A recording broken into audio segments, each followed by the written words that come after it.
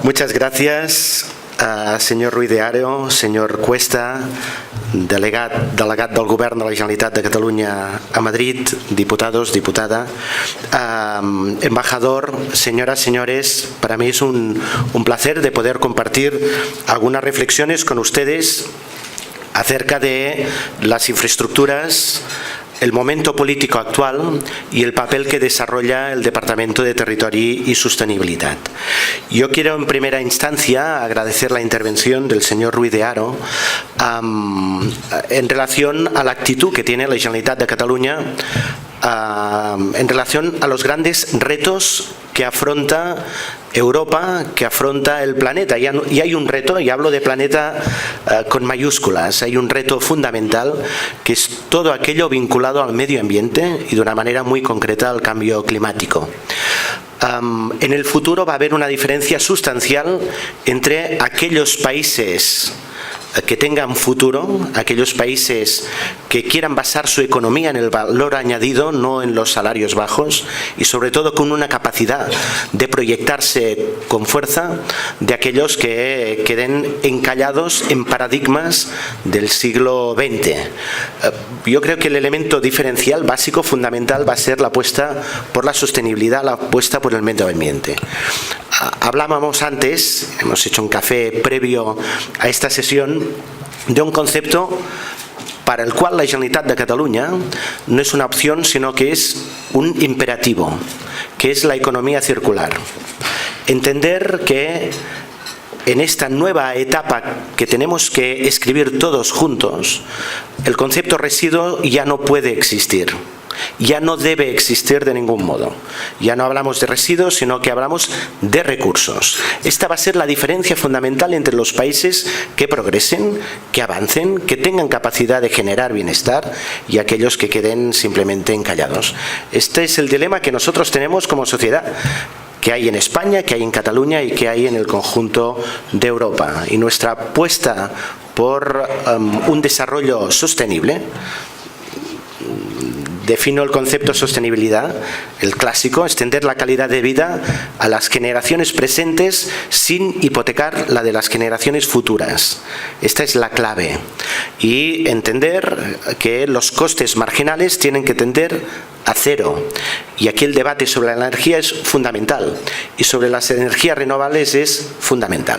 Por tanto, quiero agradecer que la primera parte de la intervención del señor Ruiz de Aro vaya en este sentido y también del señor Cuesta, en la línea que el transporte público debe ser básico, fundamental para garantizar una economía más competitiva y sobre todo más respetuosa con el medio ambiente. Por tanto, el factor ambiental tiene que estar incorporado desde el principio de la definición de todas las políticas públicas. No es un elemento corrector, sino que tiene que tener una visión estructural, básica. A mí me gustaría hacer una intervención en 3-4 bloques. El primero, reflexionar alrededor de la inversión pública y el sentido que tiene la inversión en infraestructuras. Una segunda parte son infraestructuras estratégicas y servicios estratégicos, digamos, que no funcionan como tendrían que funcionar en el ámbito ferroviario, corredor mediterráneo y el sistema de transporte público vinculado a cercanías en Cataluña. Y una última reflexión acerca del momento político, de aquello que se llama el proceso, enlazando con la intervención que hizo el presidente Puigdemont la semana pasada, o esta misma semana creo, aquí en Madrid. Esto el miércoles fiesta es como, digamos, te desorienta un poco. El primero, en relación a esta idea que subrayaba el señor Ruiz de Aro. En estos momentos la inversión pública ha bajado de manera alarmante en Cataluña y en el conjunto del Estado español. Yo creo que básicamente porque las cosas, en el momento de bonanza económica, las cosas no se plantearon bien. y se pervirtió la idea de las infraestructuras en su función finalista. Las infraestructuras, la inversión en infraestructuras básicamente tiene un carácter instrumental. Cuando se ignora esto, ocurre lo que ocurre ahora, que no hay recursos para garantizar hacer aquello que el país necesita, por un lado, y por otro lado, pues pone en riesgo sectores estratégicos económicos de Cataluña y del Estado. La recesión ha provocado un drástico freno de las inversiones públicas en infraestructuras. Las razones son básicamente dos. La primera, la reducción de los recursos disponibles, y la segunda, la elevada deuda adquirida en época de prosperidad, de bonanza económica. Esto es muy claro en relación a una compañía que es Adif, y cómo ha llegado a endeudarse y cómo ha llegado a endeudarse también el Ministerio de Fomento en relación a otras actuaciones vinculadas a infraestructuras. Esto obliga a que en estos momentos tengamos menos recursos para invertir y más recursos destinados a afrontar la deuda. Esta situación provoca dos reflexiones complementarias. En la Edad Media, cuando procesaban a la gente por herejía, generalmente los reos utilizaban una expresión en latín que era hereticare potero, sed hereticos non ero. Puedo decir herejías, pero no soy un hereje. Y ahora voy a decir herejías, quizás, pero, digamos, pongo a salvo mi condición de hereje. Primera pregunta, ¿todas las inversiones que se hicieron y que ahora tenemos que pagar eran realmente necesarias? ¿Cómo establecemos criterios de priorización que generen el máximo nivel de rendimiento social, económico a los proyectos escogidos? Las conclusiones no solo tienen que ser para épocas de recesión económica, sino para todas las épocas. Creo que es clave responder adecuadamente a estas preguntas. Durante demasiado tiempo se ha hecho una lista de infraestructuras, una carta a los reyes sin fin, pero no se ha decidido con rigor aquello que era realmente prioritario. Ahora tenemos la oportunidad, la posibilidad de aprender de aquello que no se ha hecho bien. Tenemos que aprender de esta lección económica, tenemos que racionalizar la acción pública, la productividad basada en sueldos bajos no es la que queremos, no es la que queremos en Cataluña. No estoy convencido que no es la que se quiere aquí en el Estado español. Podemos ser competitivos entendiendo que las infraestructuras por sí solas no son nada si no son ejes o plataformas económicas. Y el mejor ejemplo de esto es el corredor mediterráneo. Hemos de dejar de pensar en las infraestructuras como un mero instrumento de estímulo económico y empezar a pensar en ellas como una estrategia. Los estímulos económicos producen viaductos, AVEs, autovías, aeropuertos hacia la nada. En cambio, la inversión estratégica en infraestructuras genera una base para el crecimiento a largo plazo. Tenemos que ser serios y tenemos que ser suficientemente críticos para poder mejorar. Elementos que nosotros identificamos como pasivos. Ha faltado una planificación global. Se han hecho puertos sin accesos. Finalmente, creo que mañana el ministro de Fomento en funciones va a visitar las obras a los accesos ferroviarios de Barcelona. Las cosas se han hecho muy mal, muy mal. Antes lo contaba. A nivel de Administración General del Estado, la burocracia se ha comido la posibilidad de hacer cosas razonables. Les cuento exactamente cuál era la situación y qué se hizo o qué no se hizo. Estamos hablando de unos accesos a una de las fuentes de prosperidad más importantes que hay en la península ibérica, que es el puerto de Barcelona. Fundamental estar bien conectado en ancho internacional. Ahora hay una conexión, pero es una conexión no definitiva, una conexión a precario, por decirlo de algún modo, no clara a las terminales, y por tanto era imprescindible hacer la conexión clara, final. ¿Qué es lo que ocurrió? El Ministerio de Fomento planteó un proyecto grandilocuente, no tenía base económica, y la Generalitat de Cataluña provisionó una solución. Nosotros tenemos una vía de tren en ancho métrico que conecta la SEAT en Martorell con el puerto de Barcelona en ancho métrico, y las potasas de Súria y Sallent al puerto. La Generalitat de Cataluña en su momento hizo el siguiente planteamiento: vamos a cedir gratuitamente nuestras vías al Estado para que se integren en la red de interés general, ADIF, para que ADIF a su vez hiciese la inversión para transformar el ancho métrico en ancho ibérico y ancho internacional. Con esto el Ministerio de Fomento se ahorraba 100 millones de euros. Y por primera vez en la historia un puerto de interés general, el puerto de Barcelona, presidido por la Generalitat de Cataluña, cofinanciaba los accesos ferroviarios, la primera vez. ¿Por qué hemos tardado tanto a poder firmar los protocolos que nos permitiesen iniciar las obras? Porque apareció en su momento la Abogacía del Estado y planteó lo siguiente: los trenes de la Generalitat de Cataluña de Martorell, de Súria, de Sallent al puerto, en el futuro tendrán que pagar un canon por circular por sus propias vías. Ya no serán sus vías, porque las cedimos. Nosotros cedemos gratuitamente las vías al Ministerio de Fomento, se ahorra 100 millones de euros, se cofinancia los accesos al puerto, pero la Generalitat tiene que pagar, Ferrocarriles de la Generalitat tiene que pagar un canon. Es absurdo. Es absurdo. Y esto es lo que se tiene que cambiar, y esta mentalidad se tiene que cambiar radicalmente, porque esto es lo que entorpece justamente el progreso, el desarrollo adecuado de una infraestructura fundamental. Hemos hecho puertos sin accesos, se han redactado grandes documentos de planificación, pero son incapaces de dotar de calendario a las actuaciones más inmediatas. Las empresas necesitan calendarios y programaciones creíbles para planificar. Por ejemplo, saber cuándo llegará el tercer hilo ferroviario que permita la conexión adecuada al puerto de Tarragona, por ejemplo. Se ha pensado que se tendrían recursos ilimitados, que significaba que no era necesario priorizar. Se han hecho planes planos, planes, digamos, donde la priorización simplemente no existía.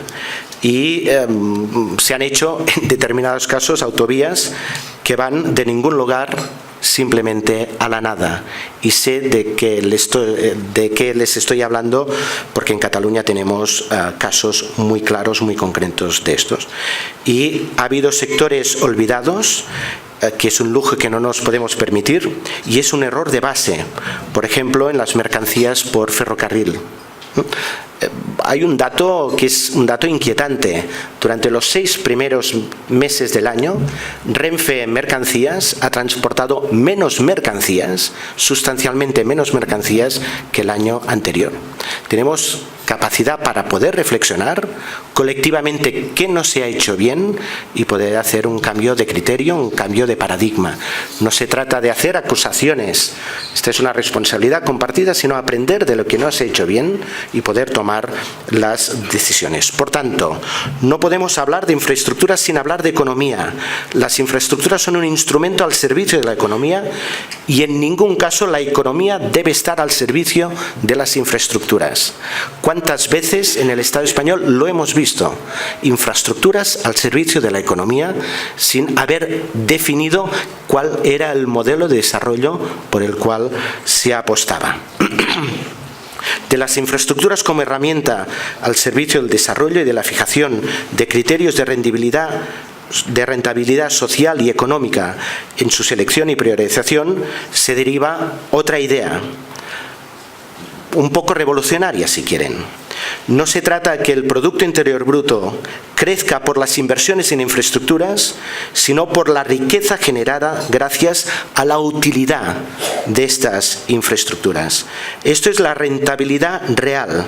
Tenemos que asumir, los gobiernos, pero también las empresas y el conjunto de ciudadanos, que las infraestructuras no aportan desarrollo, sino que aportan las condiciones para que la actividad local pueda generar desarrollo local y a partir de aquí crecer en red.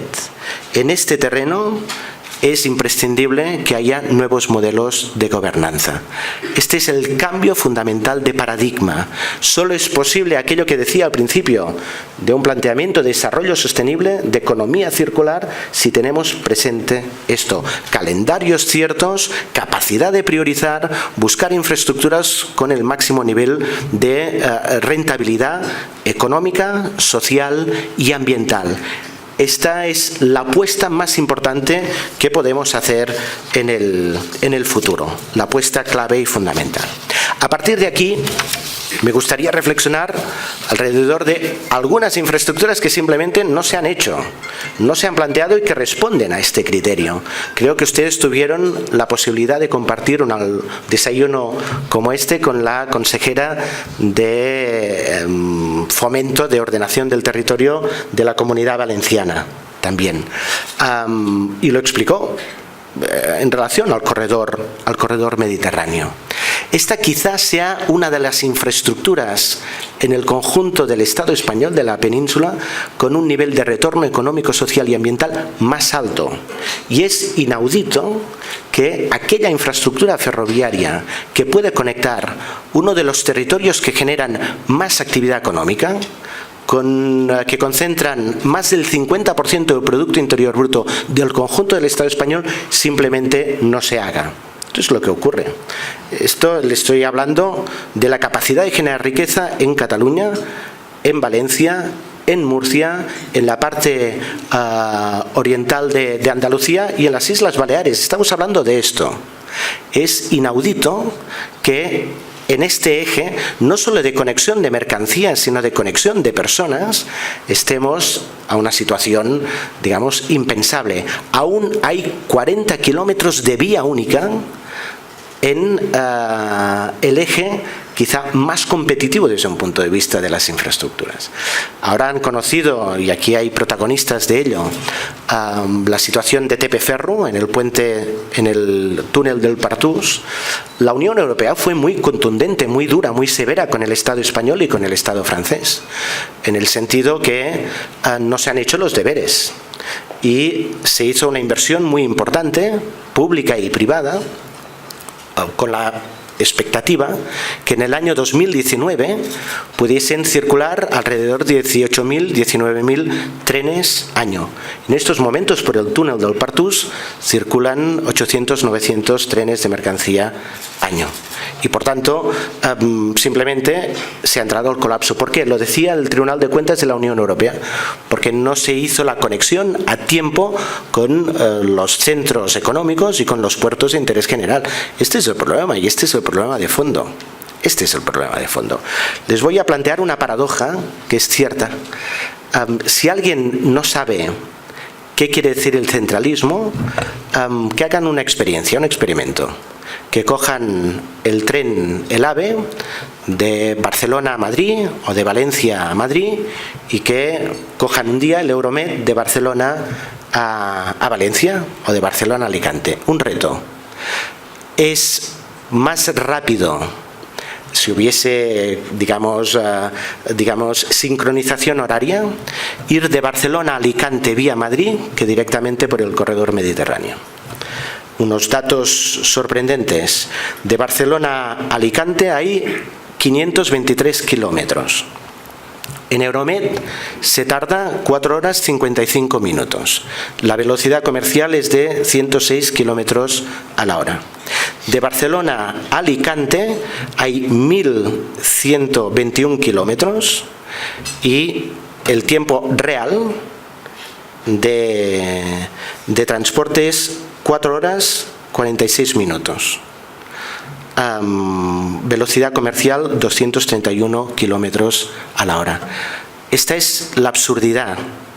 cuando no se planifica estratégicamente, cuando no se fijan las inversiones en criterios de rentabilidad, insisto, económico, social y ambiental, ocurre esto, que uno de los ejes de prosperidad, de progreso más importante, no para Cataluña, no para Valencia, sino para el conjunto del Estado, simplemente quedan estrangulados.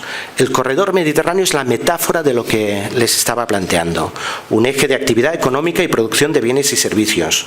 Un eje de infraestructuras intermodales, ferroviarias, portuarias, aeroportuarias, viarias. Un eje de generación de conocimiento e innovación. Un eje de exportación e importación.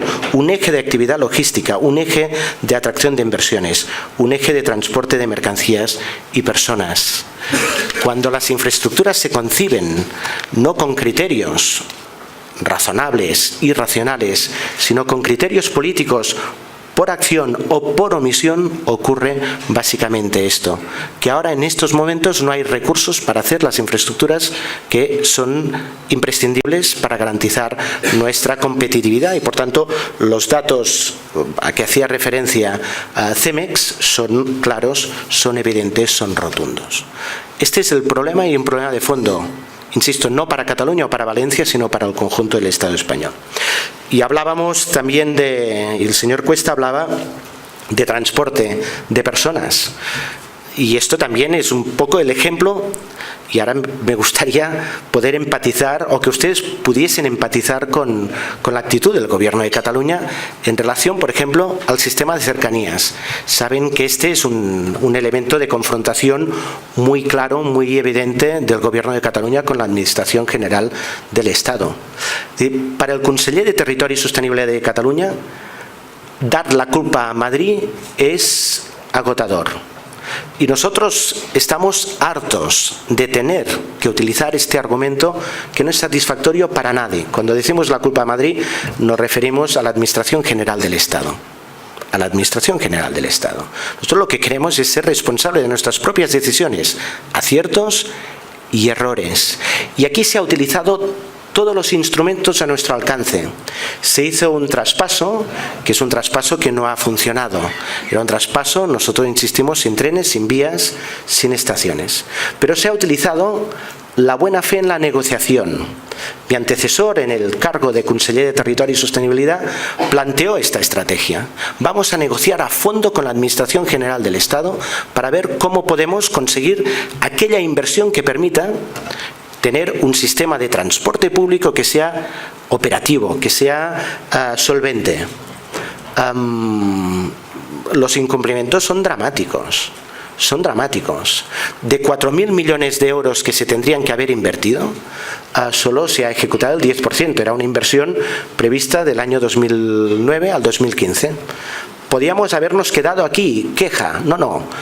El Gobierno de Cataluña se sienta con el Gobierno español, con Adif, con Renfe, para plantear un ejercicio de pragmatismo, es decir, vamos a ver qué inversiones mínimas necesarias imprescindibles necesitamos para dar fiabilidad al sistema.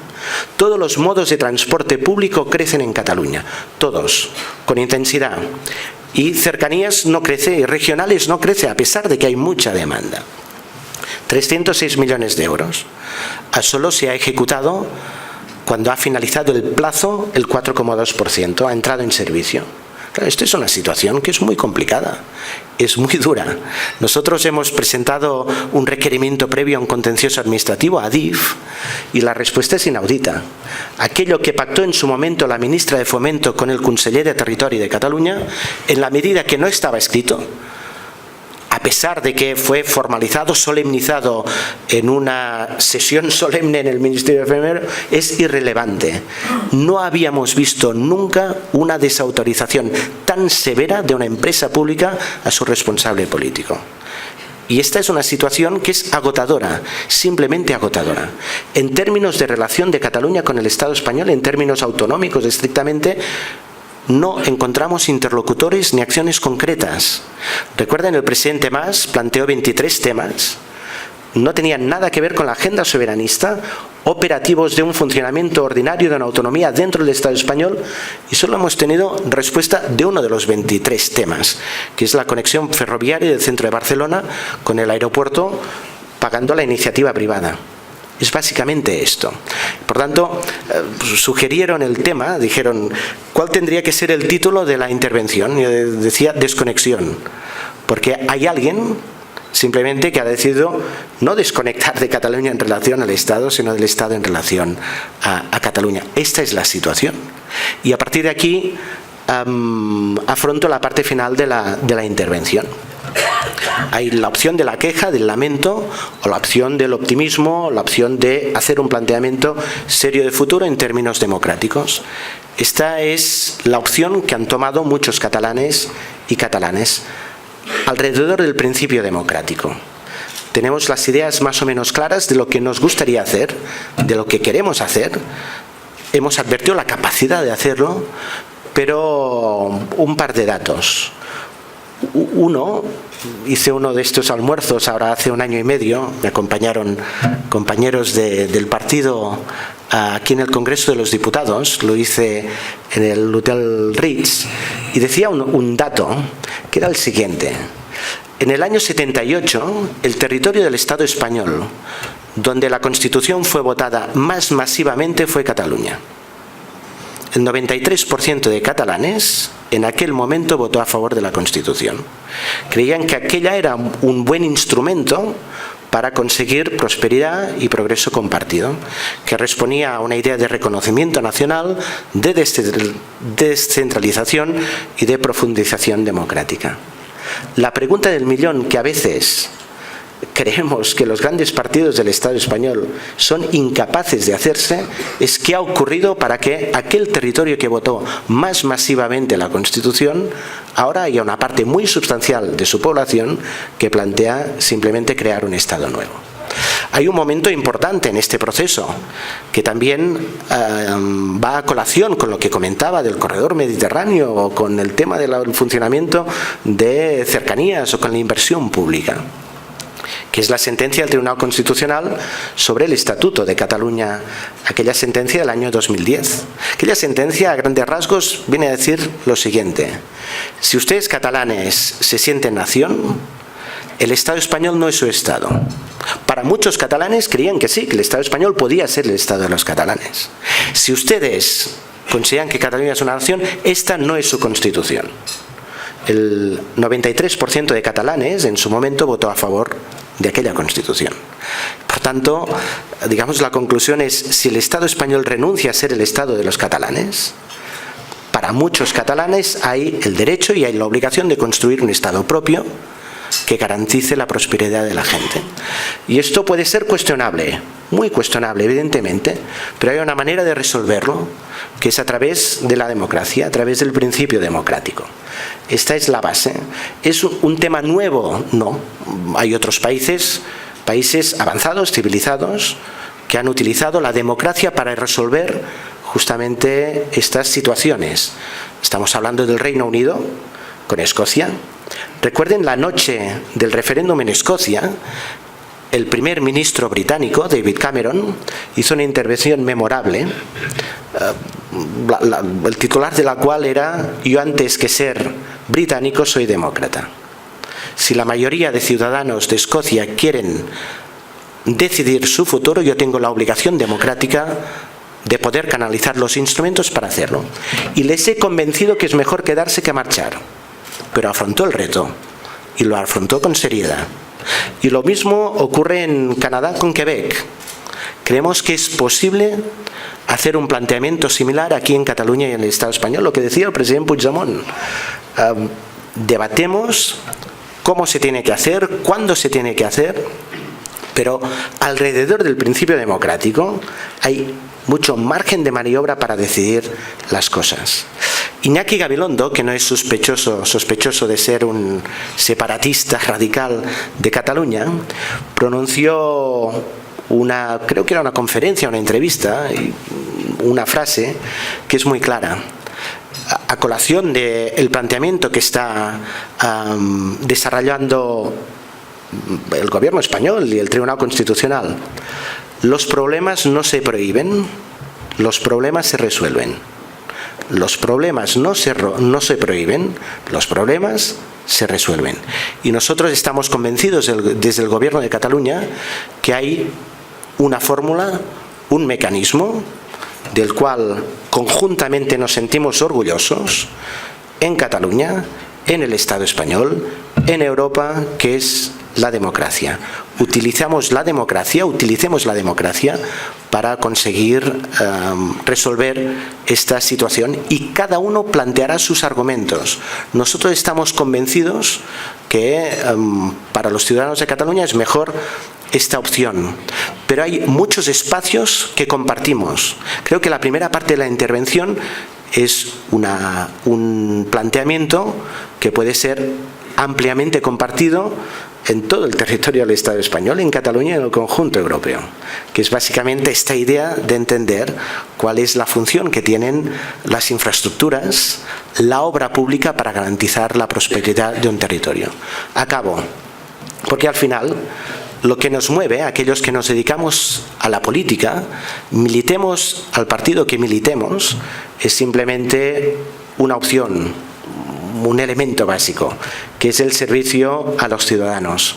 Si esto se hace honestamente y si eso se hace de acuerdo con tus propias convicciones en un marco de diálogo y de democracia, todo puede ser posible, todo tiene que ser posible. Muchísimas gracias.